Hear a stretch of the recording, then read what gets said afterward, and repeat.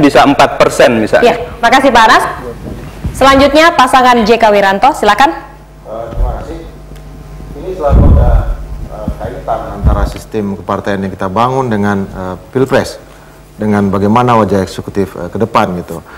Secara tidak sengaja dengan adanya 9 partai politik yang ada sekarang, itu nomor 1, nomor 2, nomor 3 itu mengajukan capres, sementara yang di bawah, yang paling bawah mengajukan wapres, yang di tengah-tengah ikut nomor 1.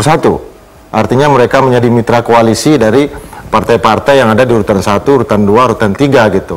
Nah, menjadi dilemanya adalah ketika kita meningkatkan ambang batas untuk masuk ke parlemen, yang akan terjadi itu bagaimana dengan partai-partai yang nanti akan mengajukan capres pada pemilihan presiden. Nah, ini menjadi persoalan ketika angka persentase dukungan syarat untuk menjadi capres itu masih tinggi seperti sekarang gitu.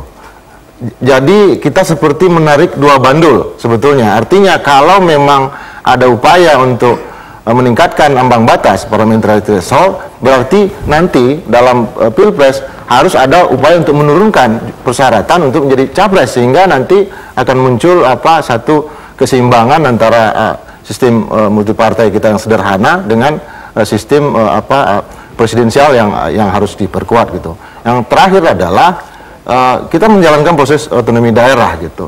Jadi kami kurang setuju dengan nomor 1 dan nomor 2 bahwa parliamentary threshold ini harus diterapkan di daerah. Kenapa? Karena kondisi satu daerah itu berbeda betul gitu dengan yang lain. Kalau ambang batas ini diterapkan di daerah, itu akan ada partai-partai yang sangat dominan dengan kultur yang sangat monolistik, misalnya di daerah-daerah dengan basis tradisional NU atau yang menguasai parlemen lokal gitu, sehingga partai lain itu tidak sama sekali punya kedudukan di DPRD. Baik, terima kasih Pak Indra. Boleh kita beri tepuk tangan untuk pertanyaan pertama.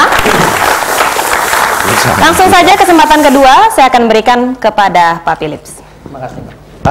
Saya ingin melanjutkan pertanyaan telah disampaikan pertama tadi, yaitu adalah bahwa ada permasalahan yang lebih mendasar mengenai penataan sistem presidensial dan sistem multipartai kita, yaitu bahwa ada dilema antara kebutuhan kita untuk mendahulukan tingkat keterwakilan masyarakat Indonesia yang majemuk dengan partai-partai yang banyak, atau kita ingin pemerintahan yang mampu memerintah dengan baik.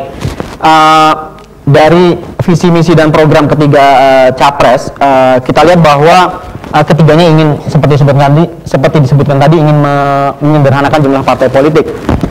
Mereka yang setuju dengan pengurangan jumlah partai akan merujuk pada pengalaman di banyak negara bahwa sistem presidensial itu tidak kompatibel dengan sistem multipartai, karena banyaknya partai menghambat terbentuknya koalisi dalam konteks yang sesungguhnya, kemudian juga akan cenderung menciptakan kartel partai-partai politik. Kemudian kalau kita mengurangi jumlah partai, sebetulnya kita mengingkari semangat sistem proporsional yang dianut Indonesia, yaitu kita ingin mengakomodasi masyarakat Indonesia yang majemuk.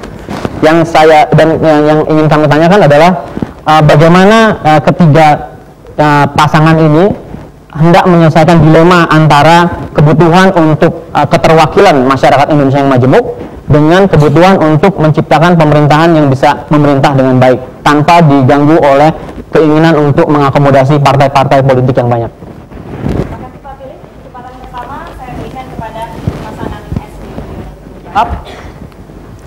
Ya, memang ini realitas yang kita hadapi sekarang. Tidak boleh membuat ini kita mundur ke belakang. Tetapi menurut saya ada jalan keluar yang sangat mungkin dilakukan. Yang dilakukan misalnya oleh pasangan ini, bagaimana sejak awal kami membangun koalisi yang kuat, yang menjamin dukungan mayoritas di parlemen. Ini adalah modal yang penting. Yang kedua, ikatan koalisinya ditata lebih baik, betul-betul berdasarkan ikatan yang kokoh, ikatan yang kuat. Karena itu menjamin koalisi ini permanen, minimal berjalan 5 tahun.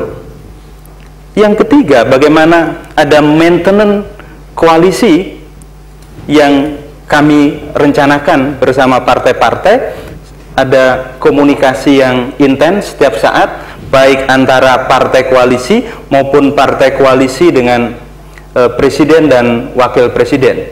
Itu juga akan menjamin stabilitas pemerintahan dan bagaimana pemerintah bisa bekerja dengan baik. Bahwa kemudian di dalam penyusunan kabinet misalnya harus juga menggambarkan representasi partai-partai, itu konsekuensi dari koalisi. Tetapi yang menjadi pokok dari bangunan itu adalah asas kompetensi, bahwa siapapun yang membantu presiden dan wakil presiden, orang-orang yang punya kemampuan, punya integritas, punya kapabilitas, sehingga pemerintah bisa bekerja dengan baik. Dan di sana ada satu hal yang penting, art of leadership dari seorang pemimpin.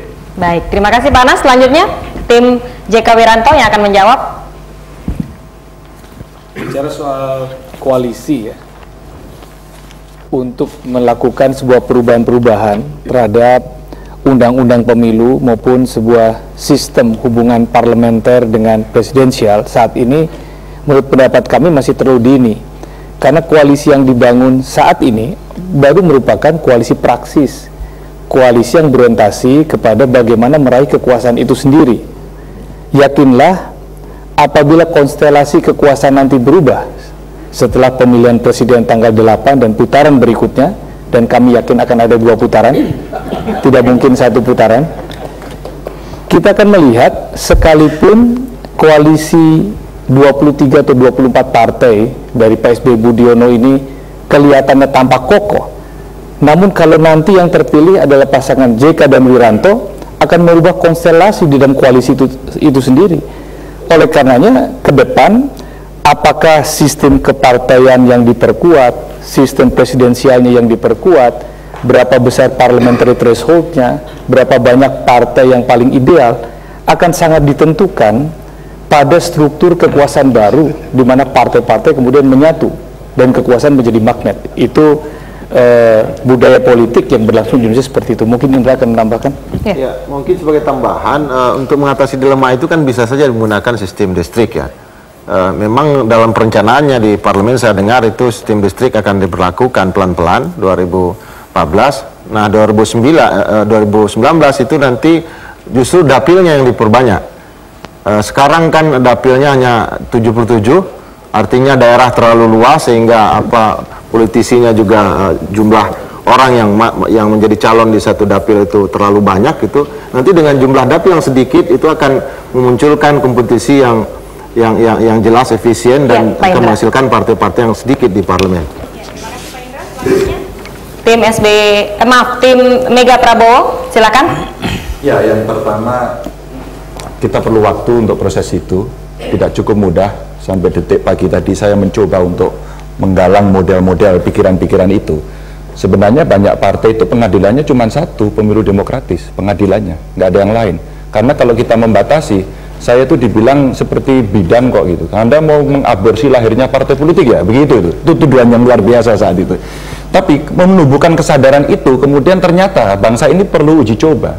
Nah, begitu melihat partai yang terlalu banyak, ada kebosanan kolektif di tingkat masyarakat soal itu. Saya kira sudah masuk. Masyarakat sudah kita ajak berpolitik dan kemudian dia menilai dan mengevaluasi. Maka sebenarnya dalam sistem presidensial versus multipartai ini, ya pelan-pelan kita mulai sekarang masih 9, mencoba, kita coba yuk pertahankan yang 9 ini, bisa nggak? Tanpa tadi disampaikan oleh Pak Philip, tidak boleh kita mengebiri, boleh saja ikut partai politik mendirikan. Tapi ingat, undang-undang yang kita buat dalam fungsi partai politik nggak ada yang jalan. Artinya sebenarnya para pengelola partai sendiri, itu otokritik juga terhadap saya sendiri, kami sendiri, bahwa kita belum melaksanakan fungsi itu. Sehingga hampir semua rata-rata partai didirikan hanya untuk ikut pemilu kan. Mana ada partai tidak ikut pemilu, nggak mau pokoknya ikut pemilu, rodongnya sidik nggak apa-apa, tapi yang penting ikut. Itu yang terjadi. Maka pada tingkat itu kita tidak akan mengebiri kebebasan berpikir ya, mengeluarkan pikiran pendapat, tapi fungsi partai itu mesti dilaksanakan. Kita perlu waktu. Sebenarnya kemarin coba kita desain agar ini bisa efektif. Sistem presidensial itu ya presidennya punya kewenangan lebih sedikit dibanding parlemen. Kalau tidak, maka ya kayak kemarin eksekutif heavy geser ke parlemen heavy begitu kan, kemudian kita ngerjain presiden terus gitu kan. Nah, koalisinya belum bisa dibangun, kita sepakat tadi. Kemarin waktu di Undang-Undang Susdu kita dorong, bisa nggak kita gabungan fraksi, kita ciptakan yuk, tidak menarik.